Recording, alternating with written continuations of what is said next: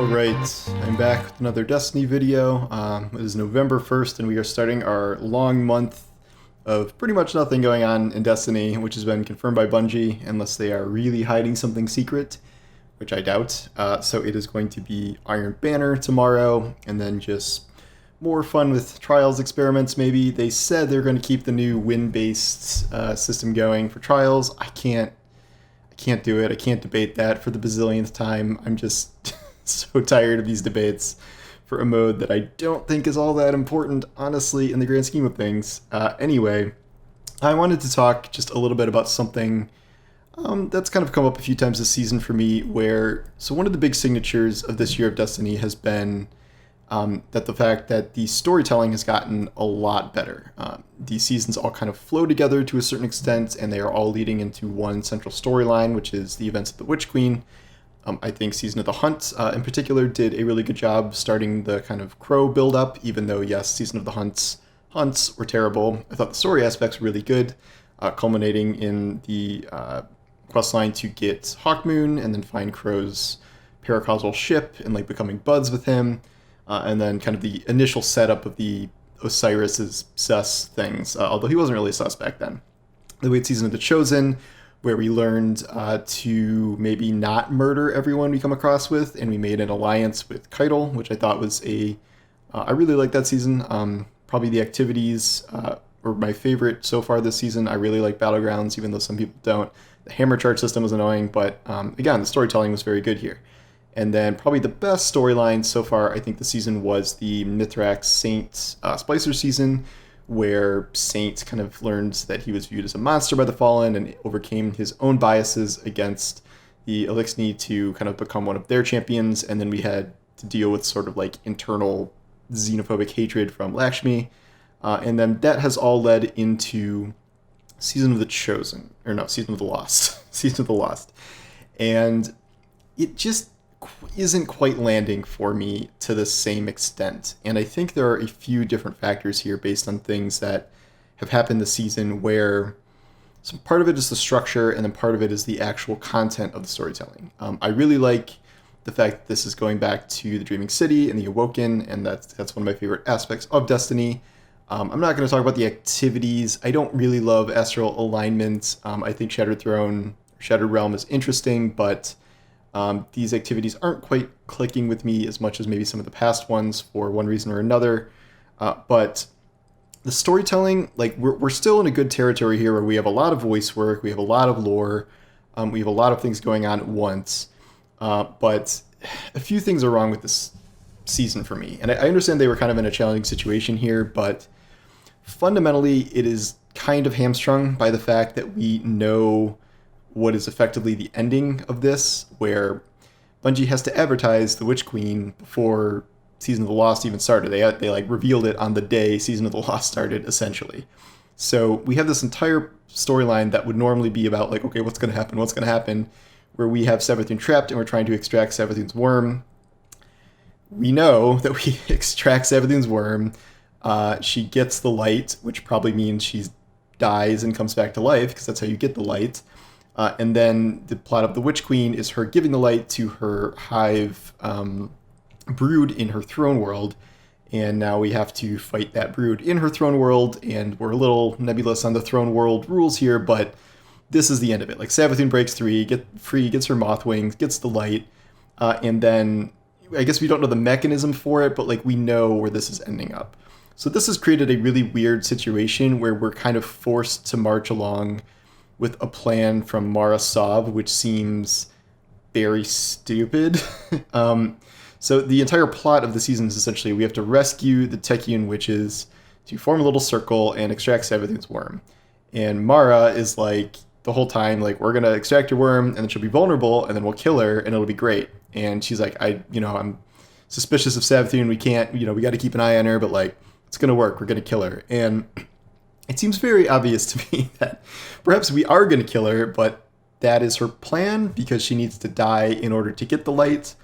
No one is really talking about, the potential of Savathun getting the light, so this is sort of an aspect where the players have a lot more knowledge than the characters in the story. And like we have seen kind of Savathun's plan for a long time now as a player, because we get to read lore entries like the one where she's in the Crucible and she's like watching Guardians kind of just casually getting revived after dying in Crucible matches, and like has an idea from that. And then there's like another lore entry where I think Osiris diverts a bunch of ghost shells from Spider to him, which is Savathun. So I think that was her stockpiling.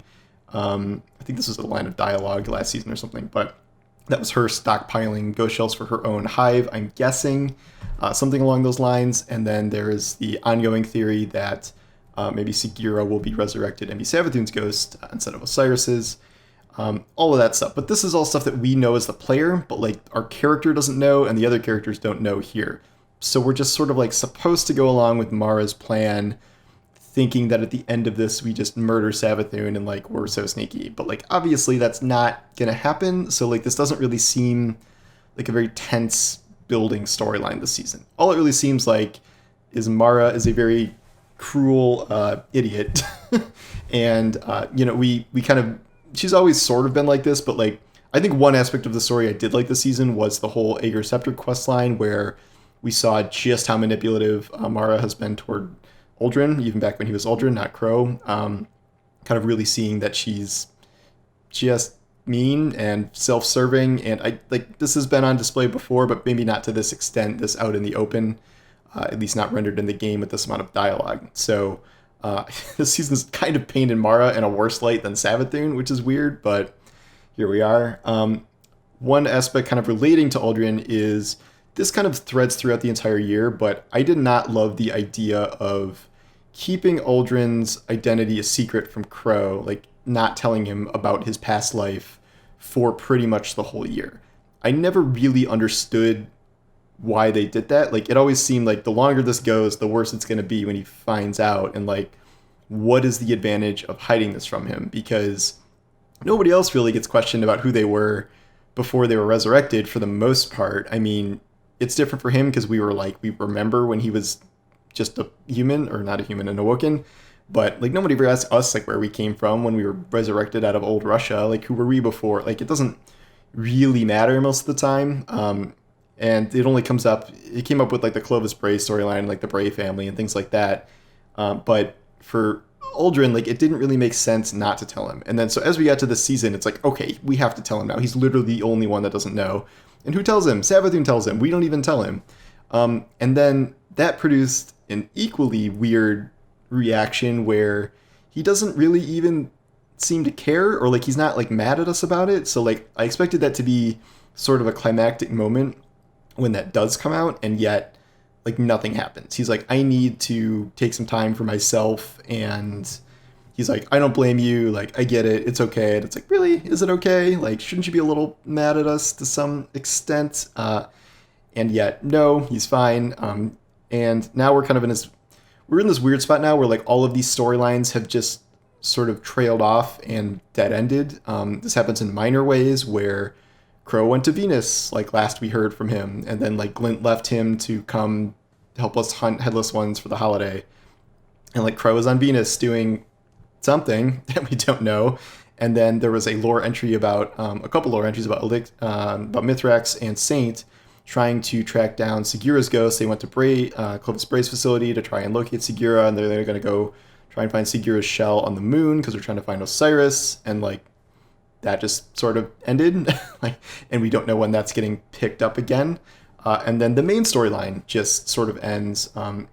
Destiny has this format now where it does like 8 weeks, 7-8 weeks of storytelling, and then just sort of ends, and then kind of comes back for finale. And like it's one thing when that happens when the season is like 3 months long, so you take a couple weeks and then come back. But the way they've structured it here is we have like one final like lore entry, one final cutscene or week of missions or something related to the story, and yet it wasn't just a couple weeks away. It's like 5 months away probably, because it's not happening this month.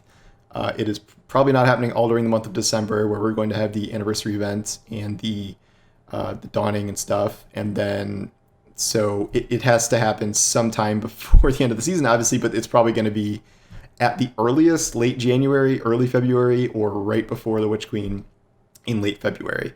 So it is weird to kind of be building up the story, and then just pausing for 5 months. It's like airing episodes of a TV show, in order, and then there's like this big yawning hiatus where then like you come back for the finale. I think The Walking Dead did this for the pandemic, where I forget what season they were on, but like they ended and they couldn't finish post-production on the final episode. So it took like 11 months or something for the finale to air.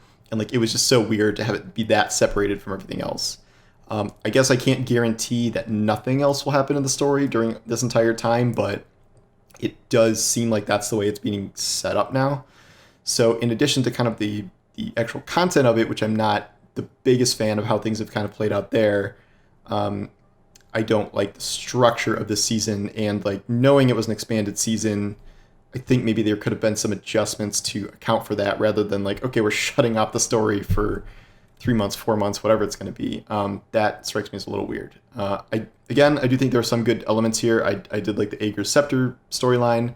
I like all the Savathun interactions. I think she's, we're getting to know her as a character in a way we haven't before, and I think this was kind of a good setup with her and the Chrysalis. I'm missing sort of a lack of ongoing mysteries. I was really excited to see the Ahamkara egg in Mara's chambers, but that does not seem to be doing anything or panning out or really being a mystery. It's just kind of an Easter egg, no pun intended.